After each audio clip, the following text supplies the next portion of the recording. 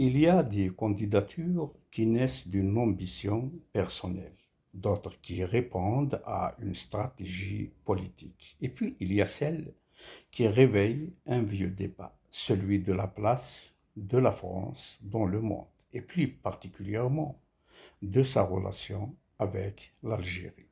En annonçant sa candidature à la primaire socialiste, Ségolène Royal fait officiellement son retour dans une compétition qu'elle connaît mieux que quiconque. Finaliste de la présidentielle de 2007, ancienne ministre, ancienne présidente de région, elle revient presque 20 ans après sa défaite face à Nicolas Sarkozy. Certains y verront une candidature de trop, d'autres parleront d'un dernier combat. Mais au-delà de la politique intérieure française, cette candidature présente un intérêt particulier pour Alger. Car parmi les grandes figures de la gauche française, Ségolène Royal est probablement l'une de celles qui ont toujours défendu une approche pragmatique des relations franco-algériennes. À plusieurs reprises, il a plaidé pour sortir des postures idéologiques et des polémiques mémoriales permanentes. Son discours n'a jamais consisté à instrumentaliser l'Algérie pour gagner quelques points dans les sondages. Et là, c'est une différence majeure. Depuis plusieurs années, la relation entre Paris et Alger a souvent été prise en otage par la politique intérieure française. À chaque campagne présidentielle, certains responsables politiques découvrent soudainement le dossier algérien, non pas pour construire une relation stratégique, mais pour séduire un électorat sensible aux thèmes identitaires. L'Algérie devient alors un argument électoral. Les déclarations se multiplient, les provocations aussi. Et une fois la campagne terminée, il faut des mois, parfois des années pour réparer les dégâts diplomatiques. Nous l'avons vu récemment. Les crises se sont succédées. Les visites officielles ont été suspendues. La coopération sécuritaire a connu des ralentissements. La délivrance des visas est devenue un sujet de confrontation. Et le dialogue politique s'est considérablement tendu. Pourtant, la réalité géopolitique est implacable. La France et l'Algérie ne peuvent pas se permettre une rupture durable. Les deux pays sont liés par l'histoire, par la géographie, par l'économie, par la sécurité, par la lutte contre le terrorisme, par les questions migratoires, par l'énergie, par les échanges universitaires, par plusieurs millions de citoyens ayant des liens familiaux entre les deux rives. Autrement dit, aucune majorité française ne pourra durablement ignorer Alger. C'est précisément là que le retour de Ségolène Royal mérite d'être observé. Son discours n'est pas celui d'une rupture, il est celui d'un dialogue retrouvé. Cela ne signifie évidemment pas qu'il partagerait toutes les positions d'Alger, mais elle appartient à une tradition politique qui considère que les différends doivent être réglés autour d'une table et non sur les plateaux de télévision. Cette nuance est essentielle, car depuis plusieurs années, une partie de la classe politique française a malheureusement transformé la diplomatie en spectacle permanent. Chaque déclaration est pensée pour produire un buzz. Chaque déplacement devient une démonstration de fausse fermeté. Chaque crise est exploitée comme un argument électoral.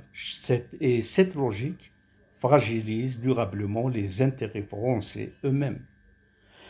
L'Algérie n'est pas un partenaire ordinaire, il faut le souligner. C'est le premier pays d'Afrique par sa superficie, un acteur énergétique majeur en Méditerranée, une puissance militaire régionale, un partenaire incontournable dans la stabilité du Sahel, un acteur central dans la gestion des flux migratoires, un fournisseur stratégique de gaz pour la France et pour l'Europe, un marché économique important et un interlocuteur incontournable sur de nombreux dossiers africains. Ignorer cette réalité relève davantage de l'idéologie que de la diplomatie. Ce pragmatisme indispensable, Ségolène Royal ne se contente pas de le théoriser. Elle l'incarne et le pratique au quotidien. Sa contribution récente à la tête de l'association France-Algérie en est la preuve éclatante. En prenant les rênes de cette institution historique, il a choisi d'agir là où d'autres se murent dans le silence. Il a multiplié les initiatives concrètes. Il a tissé des liens économiques. Il a favorisé les échanges culturels. Il a ouvert des canaux de discussion là où les canaux officiels étaient parfois obstrués. Dans ce rôle, Ségolène Royal a révélé une stature singulière, la stature d'une véritable chef d'État, une dirigeante capable de s'élever au-dessus des contingences électorales pour préserver l'essentiel.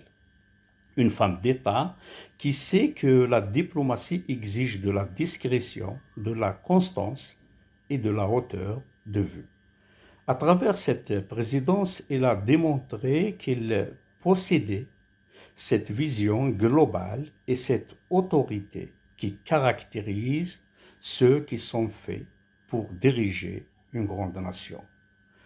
Depuis le départ de Bruno Retailleau du ministère de l'Intérieur, son successeur, Laurent Nunez, a d'ailleurs engagé une démarche plus discrète et plus pragmatique avec Alger. Les contacts institutionnels ont repris, le dialogue sécuritaire s'est renforcé, les échanges ministériels ont recommencé. La coopération retrouve progressivement un climat plus apaisé. Cette évolution montre une chose. Lorsque la politique politicienne s'efface, les intérêts stratégiques reprennent naturellement leur place. Ségolène Royal s'inscrit pleinement dans cette logique. Elle connaît les rouages de l'État. Elle connaît les équilibres internationaux. Son action associative a prouvé qu'elle sait qu'une relation bilatérale ne se construit pas sur des slogans, mais sur la confiance, sur le respect et sur des intérêts mutuels clairement identifiés.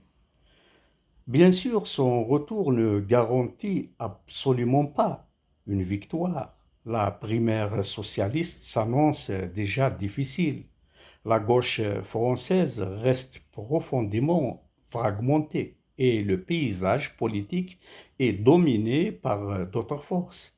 Mais sa candidature, enrichie par son expérience récente au plus près des réalités franco-algériennes, pourrait peser sur un débat essentiel, celui de la manière dont la France souhaite parler à ses partenaires, avec arrogance ou avec respect, avec des ultimatums ou avec une vision stratégique.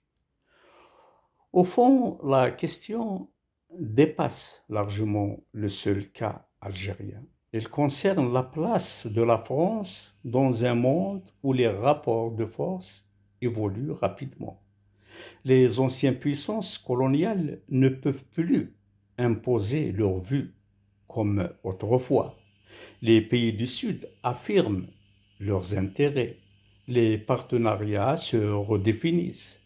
La souveraineté devient une exigence partagée et les relations internationales reposent désormais sur le respect réciproque que sur les rapports de domination.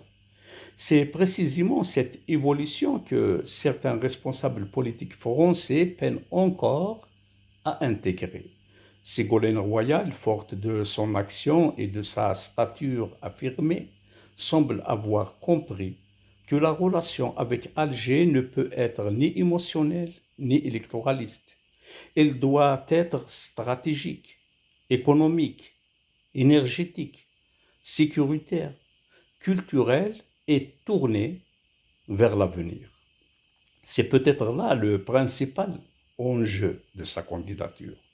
Au-delà de ses chances électorales, au-delà des équilibres internes du Parti socialiste, au-delà même de la gauche française, son retour remet sur la table une idée simple.